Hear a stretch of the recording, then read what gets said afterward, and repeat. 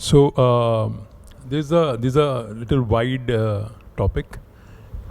So we have two good speakers who also have good experiences in the similar lines. We would try to connect the dots as per what we say is connecting the dots. And why today in the morning we had two good speakers who spoke about how things are advancing in the country and globally. So for doing all these things, we also need good infra. Every transformation also needs good infra and a lot of other things that which people and the tech enablers need to do for with their best experiences. So let us begin with some good introduction. So I would request Vijay to give a short introduction about yourself. Hi, good morning. First of all, thanks for inviting me. And my name is Vijay Kumar. I am CTO at Xanadu Realty. We are mainly into sales and marketing of real estate products. And as an organization, we cater to large volume of consumers. So, as an industry, we represent real estate. So we cater to almost all aspects of real estate, starting from commercial, then residential, plotted development. As a group organization, we are also into branded land development. We are into interiors, we are into home loans. So these are the industries we kind of cater to. Sandeep? Hi, good morning everyone. As you all know, my name is Sandeep Kothari. I represent the largest food and beverage restaurant chain. So I've been into this industry for more than 3 decades. Where I've worked for largest F&B, retail, fashion retail, and manufacturing. So different challenges, different needs, different processes have been implemented, and we have sailed through as of now. So now from all these learnings, we will take this further. Thank you.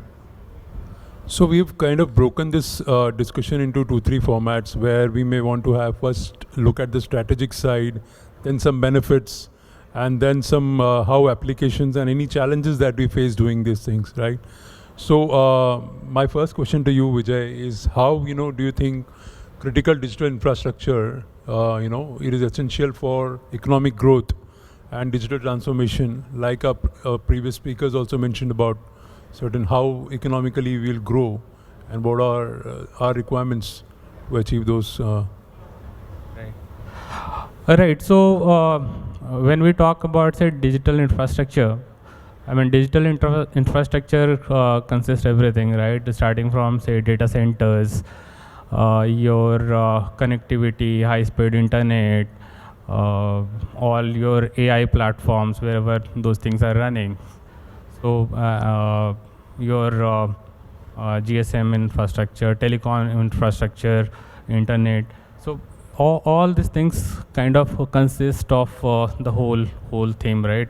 And being and this is critical. I mean, this is the backbone on which any digital initiative runs. Until and unless your backbone is strong, you will not be able to derive lot of value, lot of insight, lot of any business application. Say if you have to run it, so you require all this connecting backbone infrastructure. On top of it, you are going to support all your applications. So it is very critical, and considering India is going to be a $5 trillion economy, and it is going to be driven through digital technologies. So having a robust infrastructure which supports this kind of a scale, this kind of so again, because it is digital, lot of cyber security aspects need to be present. It need to be compliant. Where your data is residing, where your intelligence are residing, all those aspects need to be taken care, right? So now we talk about AI. Now we are started talking about LLMs. Now recently DeepSeek, right? DeepSeek can run on your it is going to take smaller amount of compute. But whether they are sending the data outside of your country, those are the security aspects need to be taken care. So security, infrastructure, data centers, everything becomes core for deriving any technology advancement in the country. Sandeep, your take on this? Yeah, so I agree to Vijay. Yes, the digital infrastructure or any infrastructure is the base of any organization. Now, if you want to build any platform, whether it is your application, security, it is utmost critical. Unless and until it is not built in the right manner, and we also know that technology is changing very rapidly. So how can we scale? How can we change? How are our partners aligning to our requirement? So that is one aspect. The second aspect is that if you have multiple geographic locations, it even becomes more critical for aligning your digital infrastructure along with your applications and your business needs. As far as this is done, then only in my opinion or in my experience I can say it is difficult to scale. And every organization as of today, they have your historical data centers also. Then you don't have any choice. Then you have to maintain that on-premises digital infrastructure as well. So it is critical to marry your hybrid infrastructure. So Vijay, in the same lines, I had one more question in this same thought that we just shared, where you may have multiple associations, right? So how do you think that can be managed well when we plan a proper infra? So multiple. So whenever whenever you are dealing with say multiple organization or sub-organization, right? So sometimes it is very critical that you segregate and then you don't want a lot of data transference happening between the organization. No, it might be because there are compliance. It might be because of the compliance restriction. It might be because your organization policies. So ensuring that your data segregation, data classification, properly segregate. Proper access control, role-based access controls. These are kind of critical things which you need to be taken care whenever any organization who are going into digital space, keeping things secure, keeping things accessible only for the right users. These things become very critical. So my next question to Sandeep is with regards to how do you see presently in India the digital infrastructure, taking its shape, and what is impacting innovation? So India, we are catching up with the global countries where that our infrastructure is also scaling up in the right direction. We have global partners also coming into India who are helping us and supporting us for our digital infrastructure.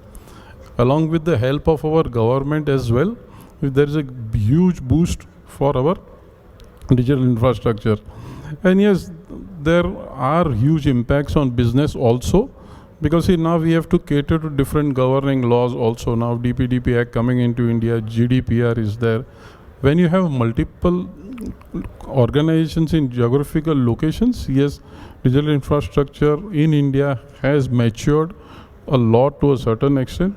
Of course, there are certain areas which we still need to run is into our connectivity. That is where we all are still facing a bit of challenges, Johnson.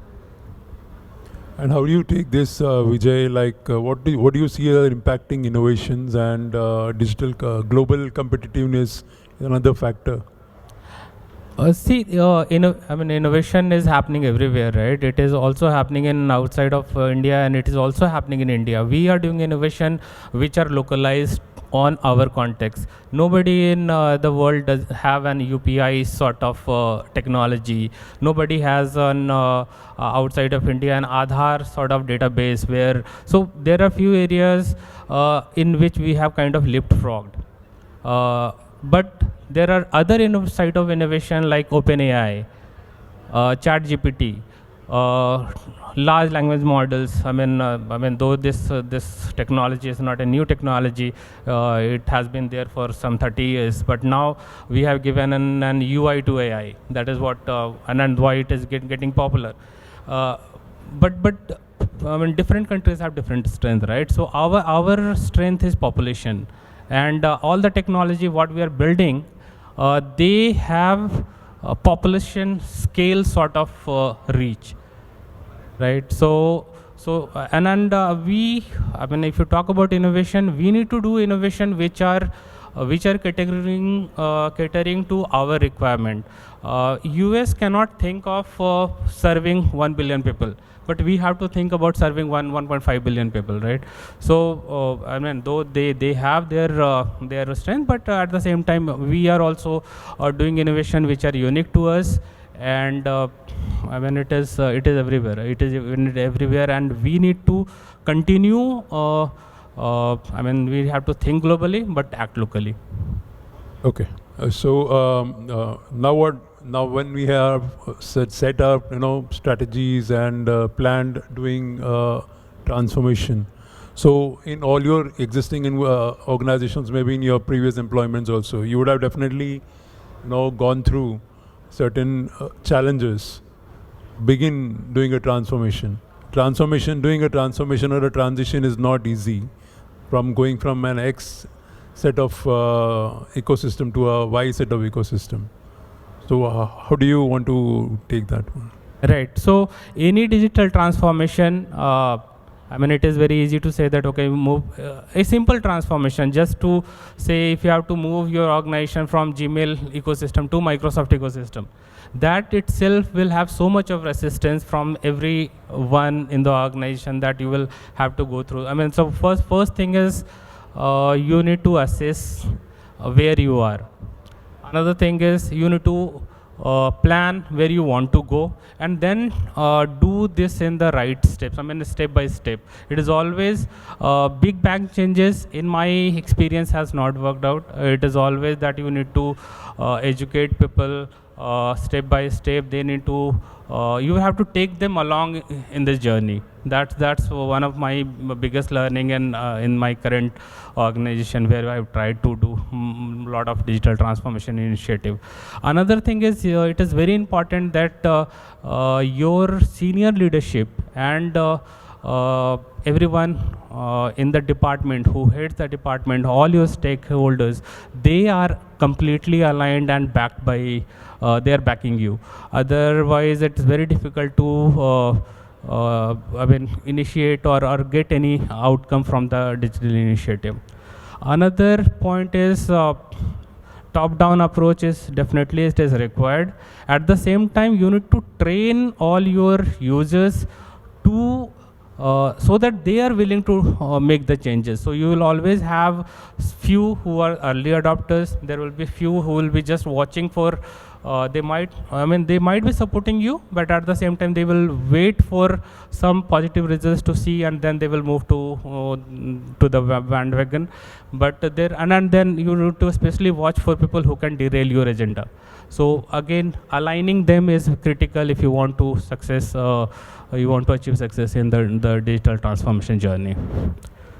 And last point is you need to show the measurable outcome in terms of ROI. So if you are spending X, you need to justify your shareholders or your board that this initiative is going to impact, and these are the metrics on which they are going to interact. So clear communication about ROI is very important for any digital ROI initiative. stands very important there. Yes.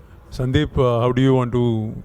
Yeah, see, we also face challenges in our early days when we talk about a decade back with our organization, when we started digital transformation journey in different organizations. So Johnson, what happened at that point of time? We were also new for digital transformation. So the journey was decided only on the top. So it did not percolate it down to the second, third and the lowest level. That is where we started, chalo ho jayega, but that's a challenge. what we faced, humongous challenge we faced, the acceptance was as good as zero.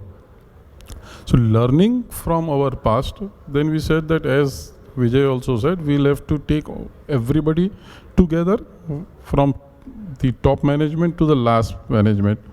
And we will have to make them understand it's a long-term journey. It cannot be only one product or one process we want to digitalize and it's done. So it's a continuous process. Continuous innovation has to be done in the digital transformations. And during this phase also, we face challenges when there are change of hands. Whether that's a senior change in senior leadership or your second in command, third in command. So constant training has to be given to those people. In your induction itself, it has to be mentioned that this is the digital transformation journey your organization is going through. This is your contribution and this is the way forward. And I completely agree with Vijay. Without ROI, none of the digital transformation projects will even take off. And at every stage, we have to prove that, see, look, this is the ROI, this is where the benefits are there. Johnson, it could be tangible benefits, it could be intangible benefits. But at end of the day, it circulates around the ROI for any organization, for any department, for that purpose. So I strongly believe, yes, ROI ke bigger to dhanda hai hi nahi. That is number one. Number two, training is a huge challenge. You know, even you will have to educate your HR people or within your technology department, have a trainer in your department who can go and train to the new employees who are joining, the new leadership team, to your suppliers, to your partners. So it's critically important that at each level, each stakeholder needs to be given awareness that this is a digital transformation journey and you are part of that. Else the challenges will always come. Of course, even after taking all these steps, we are still facing challenges, but the quantum of challenges have reduced as of now. So in the same lines, I could also add certain experiences that I had. Rather, it should be a question to you, but then I just wanted to pitch in here. It will help us also based on your 3 decades of experience, Johnson. So based on my previous employment, we had about a transition of a large scale of 750 stores and changing the entire dynamics of application gamut. So as a strategy, what we had to first identify was, as you mentioned, a good infrastructure which has both DCDR and slowly, because every company in today's ecosystem wants to go into an IPO as a next level. That's the vision generally that is being shared. So you have to start preparing from the time you start building your infrastructure so that in the future run that they are all compliant. Secondly, you have to take care of a huge setup. Third, there are kind of internal clients who are mixed. In my state, it was in-house clients as well as a franchise ecosystem. So making franchise ecosystem knowledgeable, educate them, all these activities, as you mentioned, there should be a good training team, there should be a good communication between both the ecosystems. It is because it's very volatile. So you have to be very careful and do those things. And as a process, you need to do a lot of things and you need to be very specific into your timelines. And this is what can be achieved. You should not overcommit. These are all certain standards that which we had followed and we could gain some benefits. It was not 100% success starting but then it went off and with good results at the end with going on full blown. Johnson, I will add here, when you spoke about IPO, so during one of my tenure with one of the largest manufacturing organization, similar challenges we were facing, and the governance laws are so strict that you have no escape route.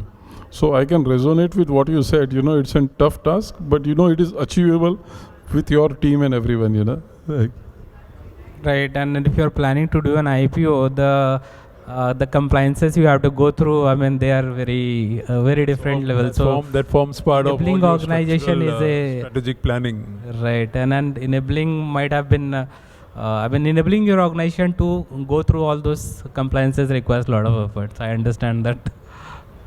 So in this lines, Vijay, I do like to know something about your real life examples, if you can share, where one or two examples which will benefit us, including me and others, that you would have experienced. Yeah, I can give few examples. I will not take the name, but so one example is on the large scale retail outlet. They wanted to kind of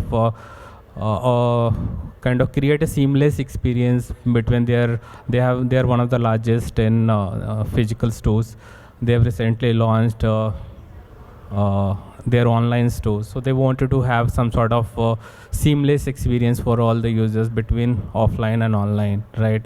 And any digital transformation, now people don't differentiate between whether they are doing activities online or offline.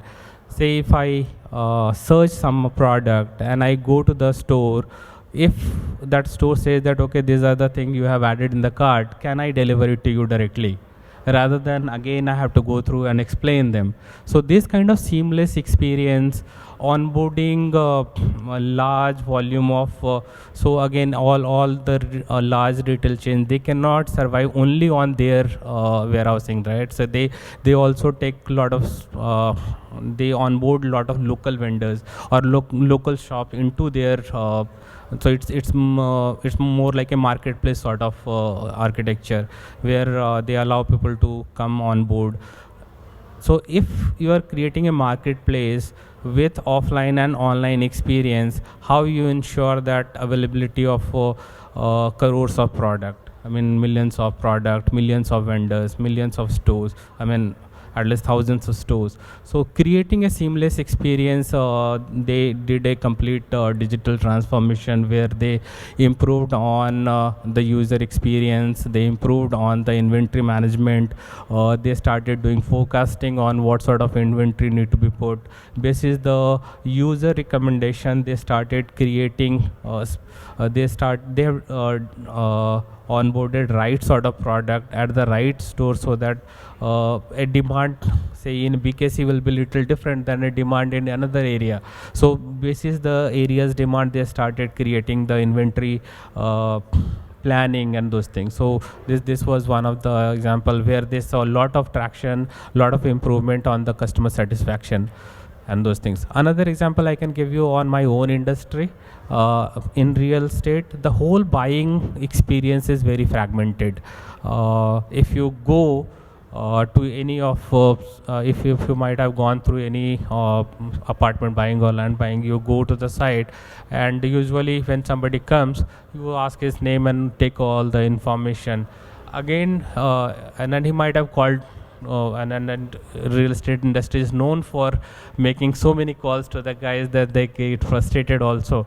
So he might have already given you some experience information while you were in the call, but when you actually go to the site, again you ask the same information. And this is just such a small thing to fix, but you will see it is not getting fixed in most of the organization in real estate as of now.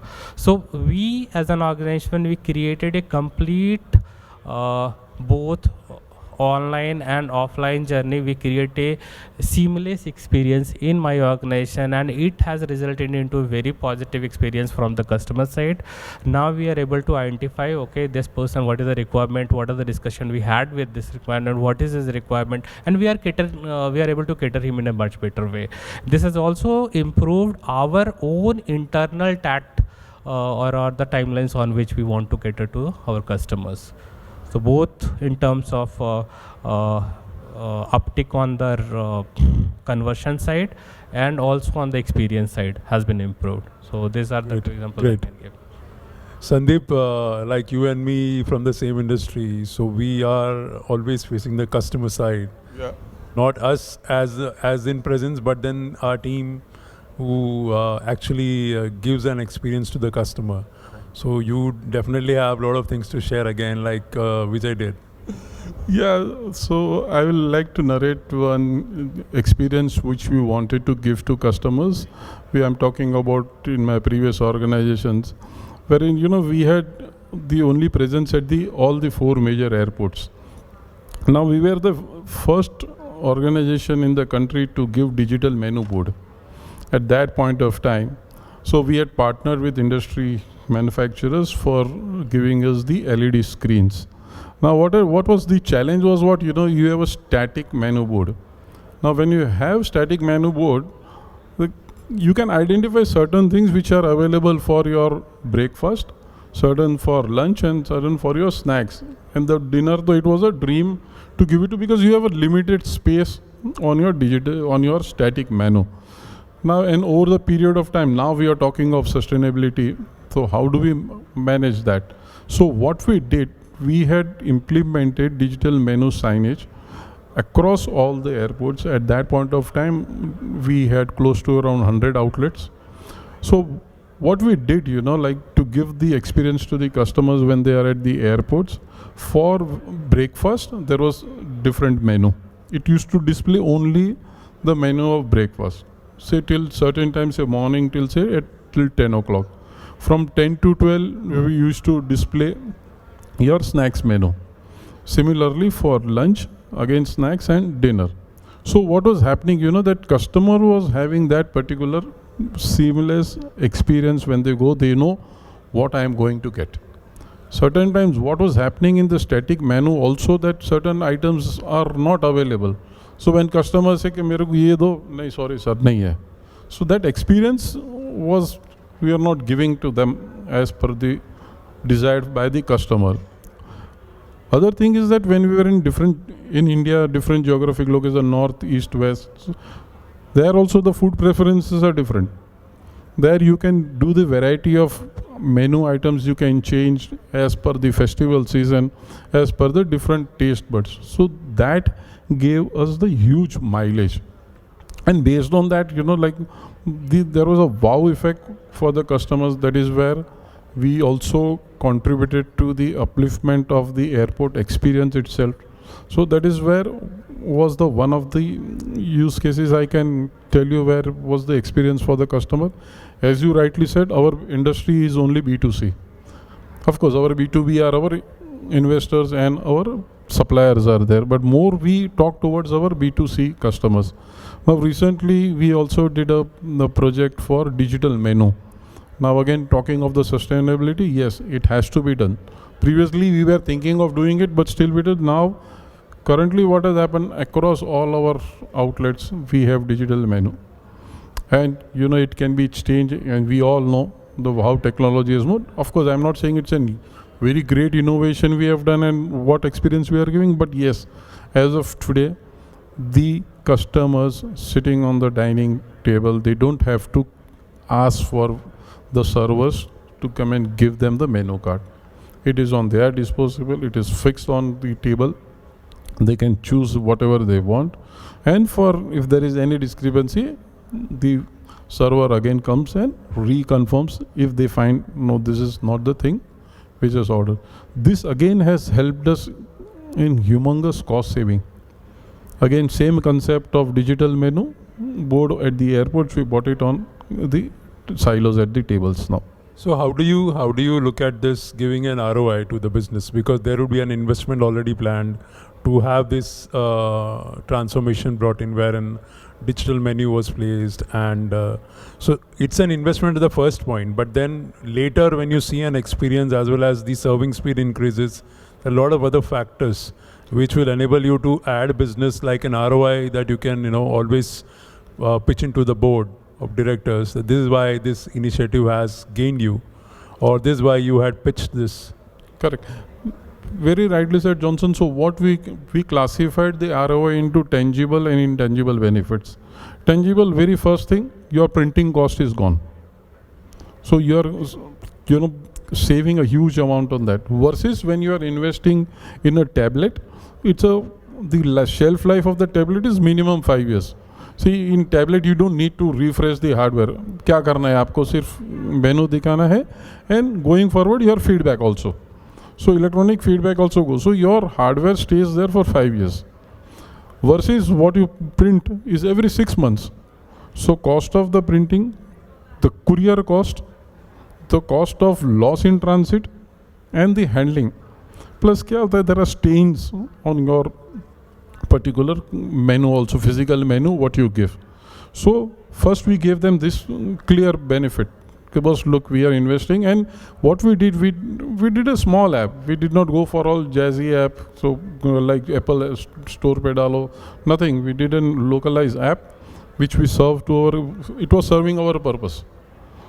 That's all we did. So that was one major benefit, cost benefit, direct benefit. As far as savings were concerned, we showed them. The intangible benefit was the speed of service, what we were able to give to our customers. And the employee satisfaction to our servers and captains, what they had, they didn't have to look at that sorry face of the customers. The third intangible benefit was that, while the customers were looking at the menu and trying to order, our captains and servers were able to identify the facial expressions of that particular customers. And then they were trying to see what can be done, what cannot be done, whether he has come in which mood, whether he has come in a good, bad, ugly, whatever, and how can we make them better. So those benefits we showcased to all our stakeholders, including our partners also. We also told them, who are our application service provider and the hardware service provider, that look, you also have to be part of it. So there also we told them, we are not telling you to do charity, but do it at the bare minimum cost, which is where we were fortunate to get such partners as well, Johnson. Great. What do you think, Vijay, what actionables like the Indian business should take, business prioritize or invest in critical digital infrastructure today, based on all our experiences that we were sharing? Yeah.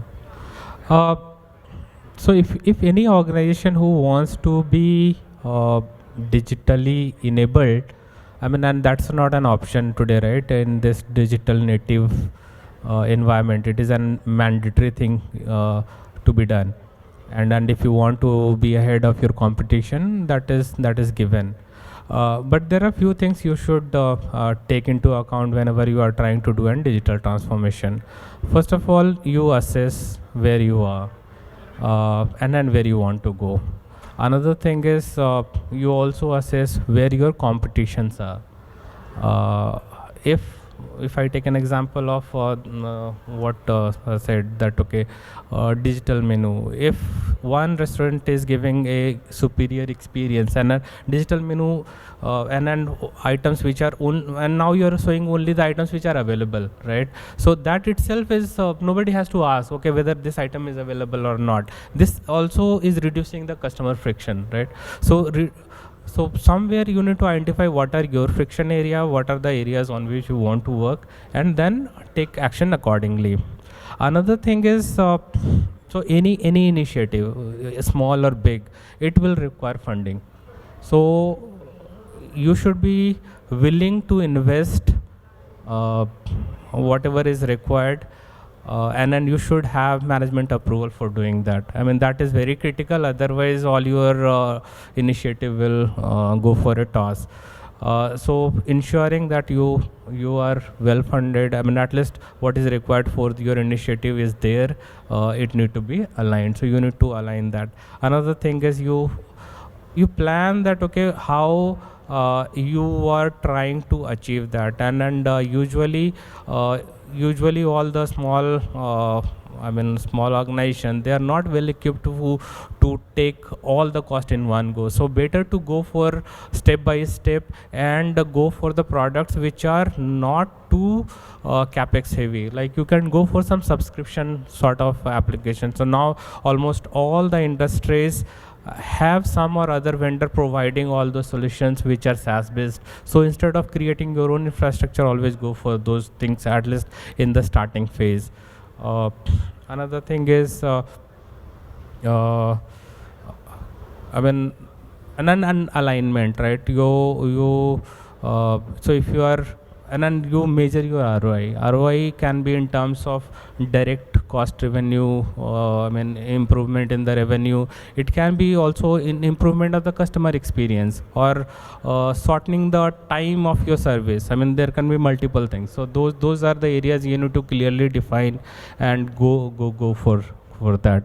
And another thing what I will tell is that don't try to build everything on your own. There are enough tech partners which are available. They try to first assess them and take the support whenever required.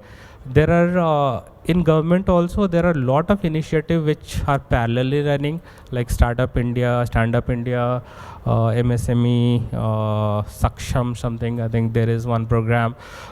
They also provide a lot of subsidies. They also provide a lot of funding, initial funding, grants. So try to explore all those measures. Like say in GST compliance, there are if you log into GST portal, they also provide you a lot of tools for free of cost, so to be more compliant. So take advantage of all those available things which is either provided by government or by private organization. Take benefit of those, do all analysis, all research, and end of the day you need to there is no option, but you have to become digital first sort of organization. And any organization who is small today and they adopt all this technology, they are going to be the industry leaders of tomorrow.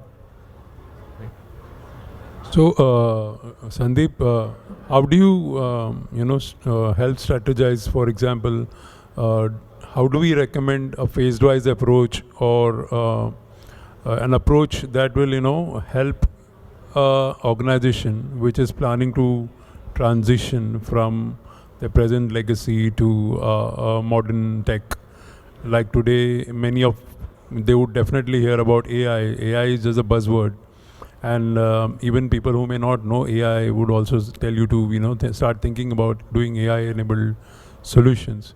So what do you suggest? How do you want to suggest like phases that would help a technology leader to then pitch into the board and then convince?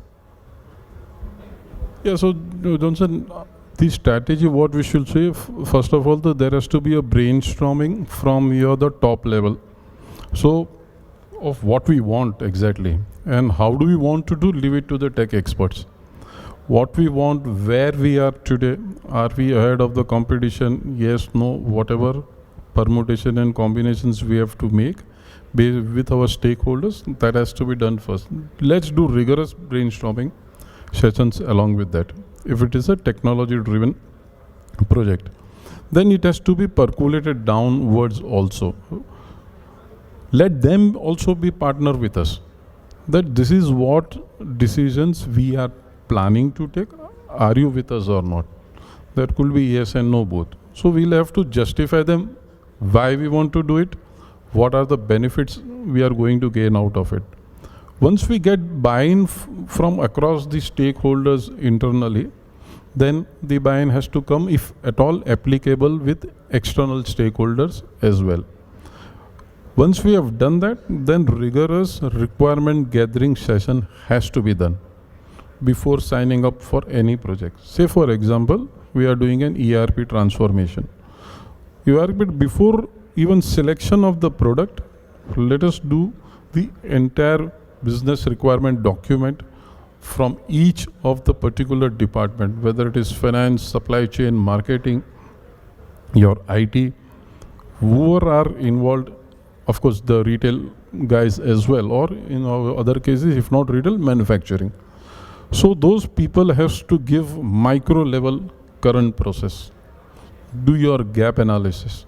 This is your Bible for your digital transformation projects. In this case, what we are talking is of ERP project.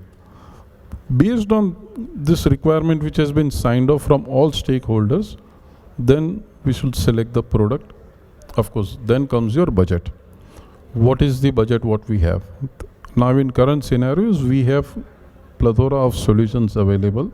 Is it matching to our requirement? Is the cost going up? Then if cost is going up, again, we have to go and justify to the board. in all probability, once this business requirement gathering is done, your gap analysis is done, I feel that the management and the board will get convinced as far as the project sign off is concerned, selection of product is concerned, and then your journey starts. In that there are different milestones. Then your entire process of ERP starts. Then procurement of licenses. Then you could have to hire different stakeholders on a temporary basis. Then comes your URD is there. What you have to do, your testings are there. Then your go live is there. After go live, you have hypercare support also, and then you give the project to the business. So this is what I feel a step-by-step approach. In this case, it was ERP. I think it will help in other projects as well. That was my experiences. Thank you. Well said, Sandeep. About you, Vikram, what do you suggest, like for an approach like this? You definitely need budgets, right? So any advice that you would have, learned in your experience that we can share with the leaders here as well, that, how you can help with an advice to the decision makers about, when you want to have a budget sanctioned for a solution of this kind that we want to implement? So whenever you are starting any new tech initiative, it is important that you take your all stakeholders along, right? And budget approval process is a very crucial one, and it is an everyday fight, right? So, and then we might have already seen that. So first thing is you need to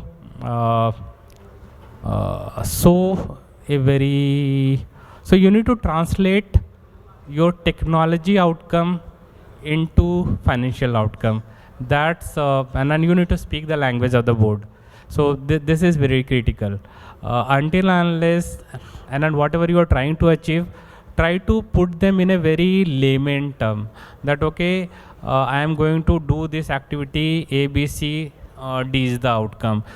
Until unless you will put in the simple terms, people who are going to approve your budget, they are typically in most of the organization, they don't they are not much bothered about what you are going to do. They will be more interested in whether what you are achieving, and end of the day, it is always about whether you are improving the revenue or increasing your EBITDA or some sort of experiences always it matters. But until unless you start talking in the terms of increased revenue, ROI or EBITDA, nobody is going to approve your budget. So taking those taking your board alignment, your stakeholders alignment, and clearly presenting the outcomes in measurable terms, and then you also define all your technical measures. At the same time, you also define how you are going to measure this impact of your project from the starting itself. You say that okay, I'm going to change this, and by changing this, what I'm going to achieve, and you have to regularly keep updating all the stakeholders. So plan, implement, track. The tracking is very important, and clearly communicating in simple terms to all the stakeholders is very important. I'll just add, in our good old days, it was PDCA cycle, plan, do, check, act. So that has to be a continuous process, and at the same time, if you do the maturity assessment of the organization, it is critical, which is a crude truth, which a lot of organizations, board management does not like, but that's the need of the hour before going for any of your initiatives. Another thing which usually works is you also try to give some sort of comparison about what is happening in the industry, and another way to do it is okay, you also show the competition where they are, and usually this peer pressure sometimes works. You want to show them the real picture, right? So what I wanted to add here is like when we are doing this analysis of cost, you show them benefits. So some key takeaways in this discussion, what I understand is ROI. that is more important. Then how you present this to the board in terms of the solution that you want to transform to is the second key takeaway. Then identifying the infrastructure need, which is the core requirement. When we say connecting the dots, it all starts from strategizing things, then bringing in an infra, and that infra has to come only when an internal discussion is done, internal brainstorming is done, basis which you would define an infra that is required, and that infra again has to be scalable. In the modern times, it is not like older days when you had a server room in your office, it is not like that today. It's all on cloud, so you have to plan it much more robustly than anything else. And then a lot of compliances and restrictions of data privacy coming in. You again are responsible as IT tech leaders to take care of certain compliances which are globally advised, and we have to follow them. So these are few takeaways that I could jot and could comment here. And the lastly, how a decision maker can be convinced basis your analysis, your gap analysis, your cost analysis. That all forms part of this entire digital transformation journey, right? Yeah. So great. I had all good informations and details that you shared were very valuable. I can, we still have, I think, 30 seconds. We can have 1 or 2 questions if that is fine.